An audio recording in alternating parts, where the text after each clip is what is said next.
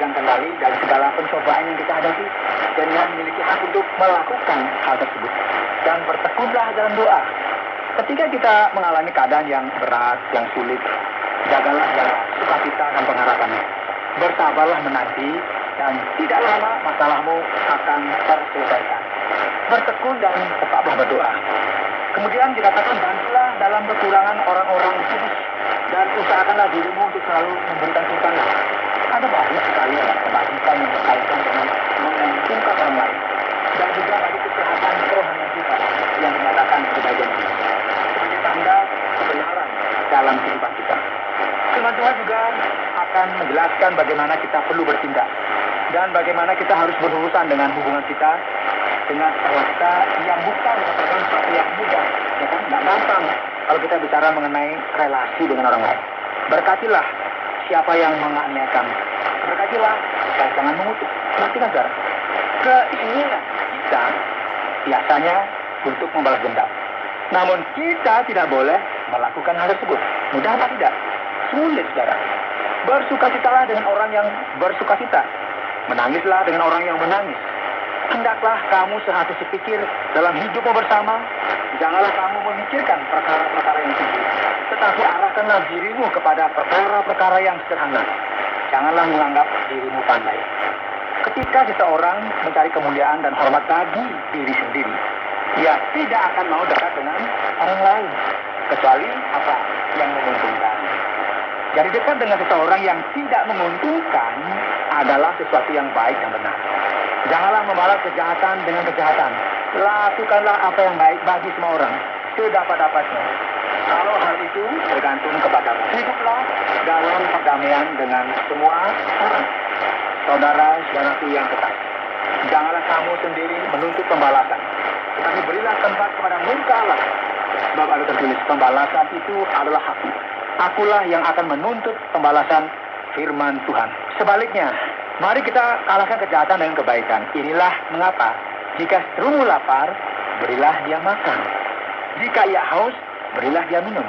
Dengan berbuat demikian, kamu menumpukan bara api di atas kepalanya. Janganlah kamu kalah terhadap kejahatan, tetapi, perhatikan ini, kalahkanlah kejahatan dengan kebaikan. Saudara, kebenaran Allah merupakan sesuatu yang harus dilakukan, dipraktekkan dalam kehidupan kita. Khusus dalam komunitas Kristen atau seiman. Kita perlu belajar untuk melakukan ini semua. Karena ini adalah kehendak Allah. Kiranya Allah memberkati kita semua. Anda sedang mendengarkan Jalan 66 dalam rangkaian Kitab Roma pasal yang ke-12 yang telah disampaikan oleh Pak Yohanes dengan topik kebenaran yang dipraktekkan. Baik Pak Yohanes, terima kasih banyak untuk penjelasan yang sudah disampaikan. Saatnya kita akan masuk kepada pertanyaan untuk kita bisa memahami Kitab Roma pasal yang ke-12 ini. Pak Yohanes, mengenai penyembahan dan substansi, ini merupakan sesuatu yang rasional. Apakah saya pernah untuk membuat sebuah pemikiran intelektual untuk berusaha menyembah Allah dengan benar? Ya, tentu ini merupakan sebuah pertanyaan yang berkaitan atau berhubungan. Kata benar atau sejati terdengar seperti sesuatu yang benar-benar dipikirkan dan direncanakan dengan matang yang mencapai sebuah standar tertentu.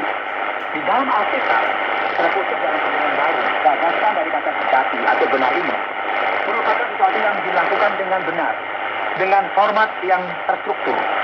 Dan gagasan dari hal ini merupakan persembahan yang berbeda dari yang dilakukan oleh bangsa pagan pada masa itu. Karena terdapat sisi rasional di dalamnya.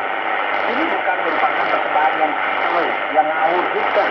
Ini berarti persembahan yang sejati, yang rohani, dan otentik. Dan gagasan digunakan dalam semua hal ini. Ini adalah kata yang sama yang juga dipakai oleh Rasul Petrus sebagai contoh ketika ia berbicara mengenai susu rohani, yang berarti sesuatu yang benar dan asli. Ini artinya.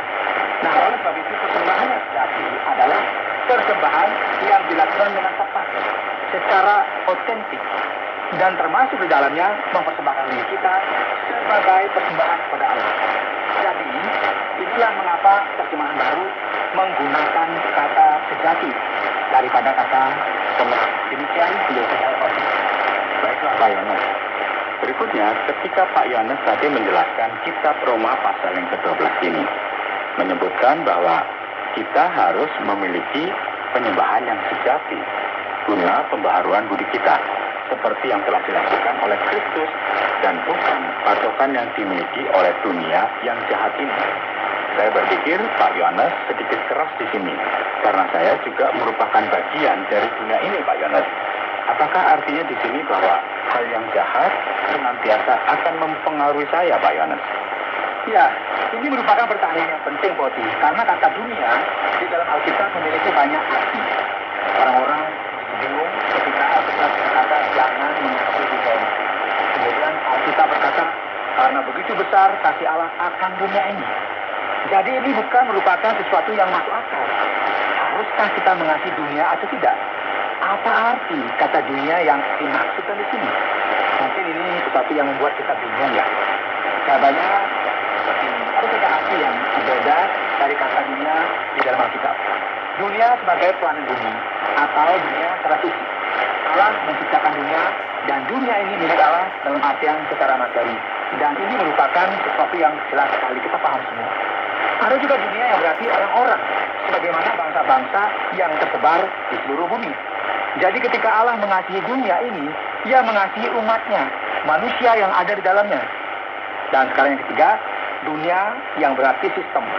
Dalam bahasa Yunani, kata yang dipakai adalah kosmos, yang berarti sistem yang terorganisir. Kata kosmos juga berasal dari kata-kata yang sama. Dan mengapa para wanita memakai kosmos? Ya, mereka melakukan hal ini dengan tujuan untuk menghadirkan sebuah tatanan, dengan mengorganisir wajah dan tubuh mereka. Jadi ini berarti sistem yang terorganisir. Dan gagasan dari patokan yang jahat dalam dunia ini berkaitan dengan keadaan manusia tanpa Allah. Hasilnya adalah dengan menempatkan manusia sebagai pusat dari segala sesuatu tanpa memperhatikan aturan atau patokan Allah. Jadi inilah sistem yang jahat. Mengapa dunia kita hari-hari ini terdapat banyak sekali masalah ekonomi dan sosial dan tidak ada solusinya ya sepertinya terus begitu? Karena paradigma utama yang kita lakukan bertentangan dengan segala sesuatu yang Allah ajarkan kepada kita. Tidak ada seorang pun yang kuliah dengan mengambil jurusan bagaimana mengatasi keegoisan. Sebanyak setiap orang ingin memperoleh kuasa lebih dan bisa mengendalikan orang lain. Yang diperlukan adalah orang Kristen yang memberikan pengaruh. Begitu Pak Yones, bukan justru terpengaruh. Tepat sekali, Pak Oti. Dan berikutnya Pak Yones pada ayat yang ketiga pada kitab Roma pasal yang ke-12.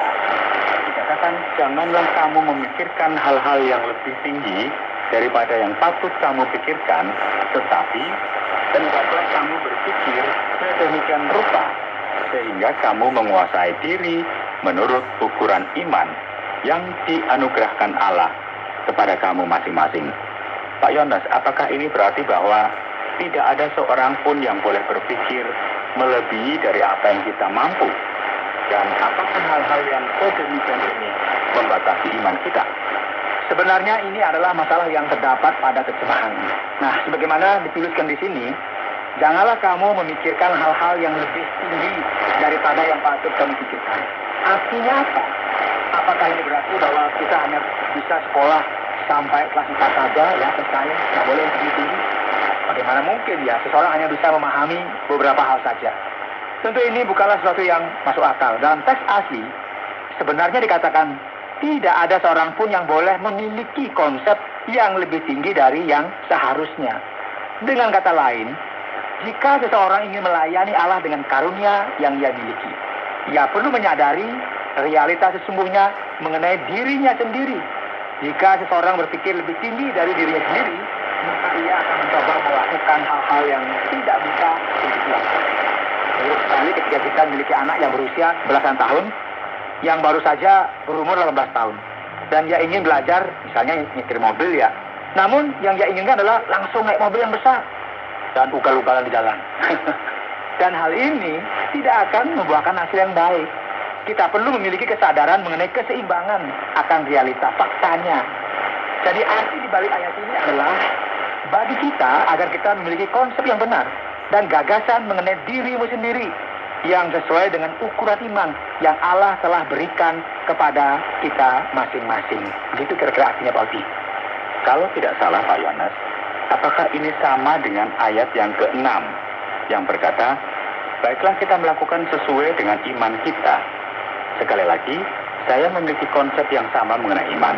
Apakah ini berarti bahwa saya hanya bisa mengatakan hal-hal yang sesuai dengan pertumbuhan iman saya dan tidak melampaui batas? Ini merupakan pertanyaan penting Pak Odi.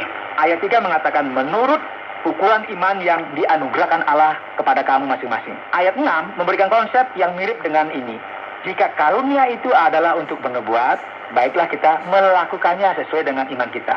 Nah, dalam bagian ini, para ahli teologi memiliki keraguan mengenai arti dari jumlah iman yang dimasukkan. Yang pertama, kita berbicara mengenai bernubuat. Kemudian yang lain mengajar. Mereka ini harus memiliki keberanian yang berasal dari iman karena ia sedang mengajar demi nama Allah. Baik ketika ia menyampaikan pesan nubuatan demi atau dari Allah. Ia harus percaya dengan sungguh-sungguh dan memiliki iman. Bahwa firman yang ia sampaikan benar-benar berasal dari Allah. Jadi ini merupakan satu kemungkinan saja di sini. Kemungkinan yang lain adalah apa yang kita temukan dalam catatan kaki dari ayat ini, yaitu bernubuat sesuai dengan iman. Ini merupakan alternatif dari iman kita. Dan ini berarti bahwa ketika seseorang bernubuat tentang sesuatu, mereka tidak boleh berbicara mengenai sesuatu yang tidak masuk akal. Mereka harus mengatakan sesuatu yang sesuai dengan apa yang Allah firmankan. Jadi mereka harus berbicara dengan cara yang ortodoks, kira-kira begitu ya. Dengan cara yang benar, yang masuk akal, dan sesuai dengan firman Allah. Dan ini berkaitan dengan semua karunia. Jadi mereka yang memiliki karunia untuk bernubuat, harus bernubuat sesuai dengan doktrin yang kudus. Sebuah istilah yang kita bisa lihat dalam surat-surat para rasul. Dan berkaitan dengan doktrin yang lain. Setiap doktrin harus cocok dengan tuntutannya masing-masing. Sehingga karunia tersebut bisa dipakai sesuai dengan kehendak Allah. Benar sekali Pak Yohanes. Dan ada sesuatu yang tidak kalah penting di sini. Paulus juga mengatakan tentang karunia menasihati. Dalam bahasa Yunaninya, ini berarti untuk berada di samping seseorang dan bersama-sama dengan mereka supaya mereka kembali menemukan semangatnya. Nah, terkadang ini bisa berarti perkataan yang keras. Dan terkadang juga ini bisa berarti menghibur. Maksudnya di sini adalah memberikan konseling, kira-kira begitu. Jadi ini merupakan karunia yang sangat penting yang diperlukan bagi pertumbuhan tubuh Kristus. Baik Pak Yohanes, senang sekali bisa berbicara mengenai karunia dan pelayanan. Dan sekarang dalam ayat yang ke-20,